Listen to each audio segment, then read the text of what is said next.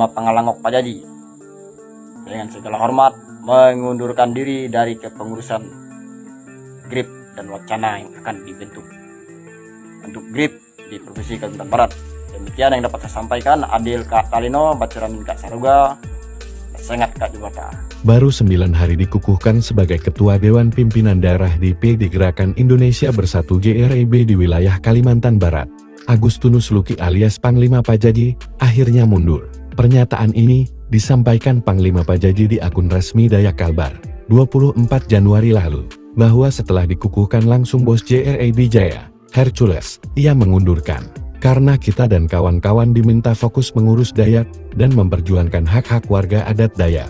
Jadi fokus kepada pengembangan adat kebudayaan dan hak-hak masyarakat adat yang ada di Kalimantan Barat, jelasnya. Pak Paji mengaku tak ada tekanan dari siapapun, kita diminta sesepuh memperjuangkan hak-hak Dayak dan juga harus fokus kepada pengembangan pasukan Pantak Padagi Borneo, jelasnya.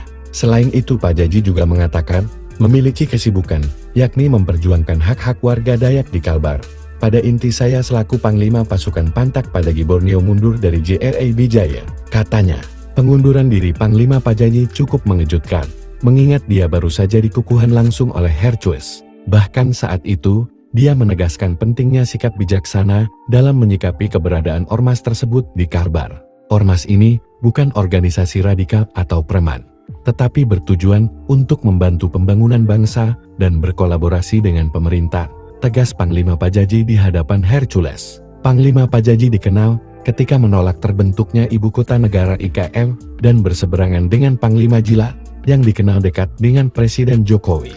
Ia dikenal sakti, memiliki ilmu kebal, memiliki kekuatan gaib dari roh leluhurnya, dan juga memimpin pasukan gaib dan pasukan nyata Pantak Padagi Borneo yang dikenal Saksi Mandraguna.